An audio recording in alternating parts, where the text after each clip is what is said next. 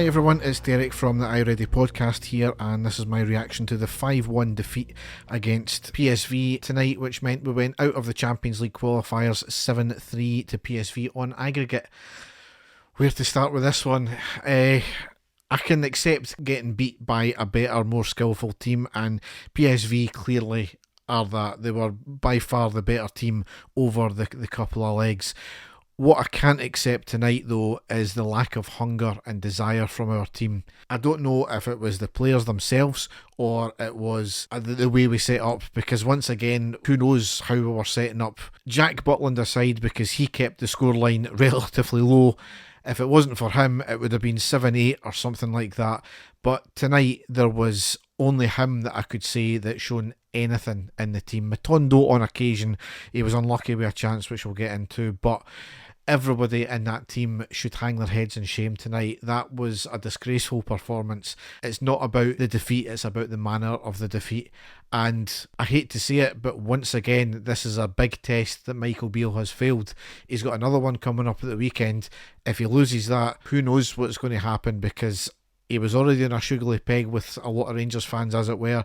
Tonight's not going to do that any good either, and then lost on Sunday. Well, who knows what's going to happen. But the game itself, we have made two changes from the Ross County game. We lined up Butland, Tavernier, Goldson, Suter, Barisic, Cifuentes, Lundstrom, Raskin, Matondo, Cantwell and Dessers. On the subs bench we have McCrory, Wright, Jack, Lammers, Sima, Sterling, Wright, Davis, Balogun, King, Devine and Danilo.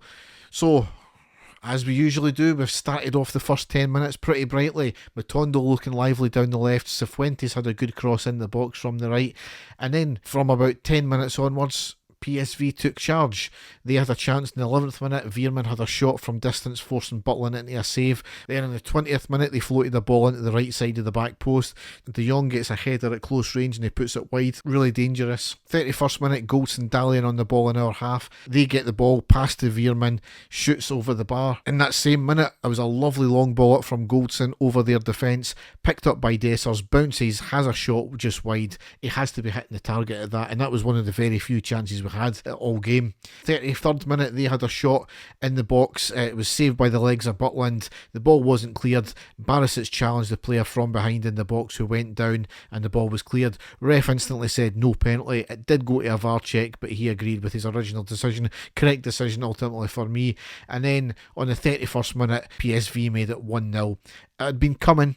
It was a throw in from the left, triangle passing, Tavernier can't track his man, a cross in and a header into the back of the net. I said it at the time, if you don't stop a cross coming in, you just allow them to score.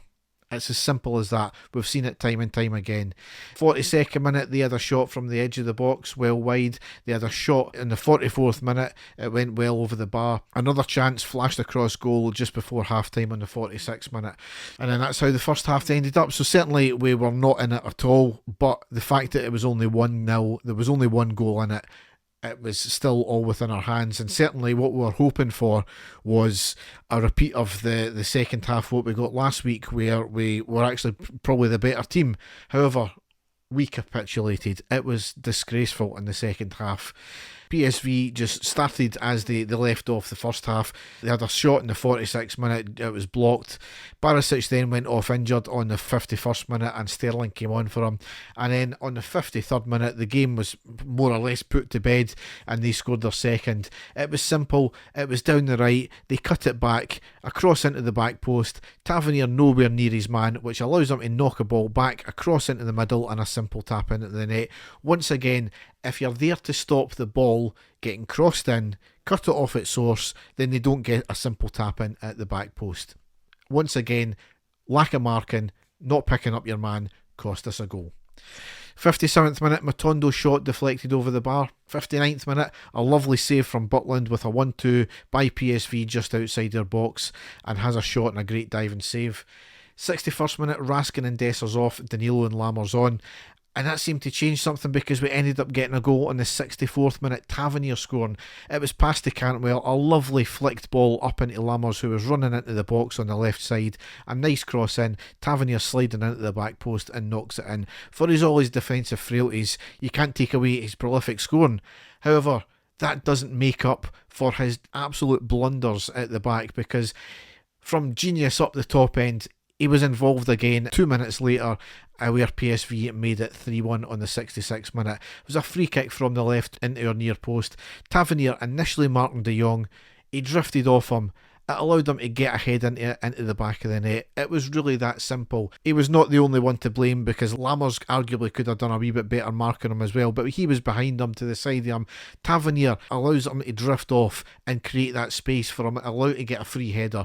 That is the problem with Tavernier. He just does not know how to mark a man. And then it was just really all PSV from there on. 70th minute, they were down the right. Skin Sterling cuts inside at the edge of the box. Has a curling effort and a lovely diving save from Butland out for the corner. 73rd minute, Lammers has a shot from distance but well wide. 76th minute, lovely skill from Matondo, getting past two players, unleashes a great shot at the edge of the box, hits the outside of the post and out for the goal kick. Really unlucky that there. Could have gave us a wee bit of a lifeline that.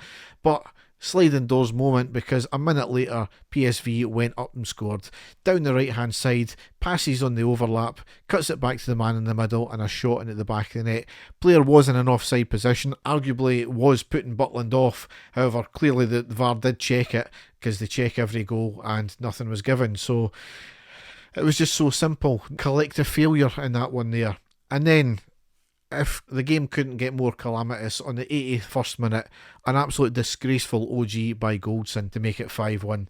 It was a soft pass back to Butland. I can't remember who it was who done it, but because of that, he done a soft kick to Goldson, who really should have just blasted it, but he kicks it straight back down the middle into the centre of our goal, past Butland and into the back of the net. He literally passed it into the back of our net. I mean, the first rule of defending when you're passing it back to your keeper is don't play it between the sticks. What does he do? Play it between the sticks. The second rule is, if in any doubt, you blast it out the park. He never done that. How many more times are we going to get these soft goals against us? We're literally gifting them goals. Matondo came off on the 85th minute, jack on, and a big save by the legs of Butland on the 86th minute. So that's the game in a nutshell. Dave and I will probably talk about it more in depth when we do the main podcast next week. But yeah, I think PSV done us a massive favour tonight, because with defending like that, we would have beaten our own record in the Champions League, and that's not a good one to beat. It's rather concerning though, because there's the same three players in that back line that have cost us goals last year, the year before that as well. Nothing is going to change until we change certainly the full-backs and arguably one of the centre-backs as well. And it's certainly not Suter. He never had a great game, Suter, tonight as well, involved collectively in the mistakes. But once again, Goldson, you can see how good he can be going forward sometimes, and then you can see how crap he can be at the back. I am so tired of having the same issues time and time again. I don't care at the end of the day how well you can do going forward. If you can't do your basic job of defending, especially in Europe, we are never going to go anywhere. I'm tired of saying it, I really am. But it's a big weekend coming up on Sunday. Thankfully, it's not going to ruin a weekend anyway if it's early on Saturday kick-off. But yeah, it's a massive game. It can't be understated enough, that one there. As I said earlier when I kicked off this podcast, lose this game, I don't know what happens to Beale, because after the display tonight, it's not the result, it's not the going into the Europa League, it's the manner of the result. And that's unacceptable to me. So we'll see what happens. Dave and I will be back with a post-match after the game on Sunday, and Dave and I will be recording next week at some point with the main podcast with the games to cover. So all that's left to say is thanks for listening and goodbye.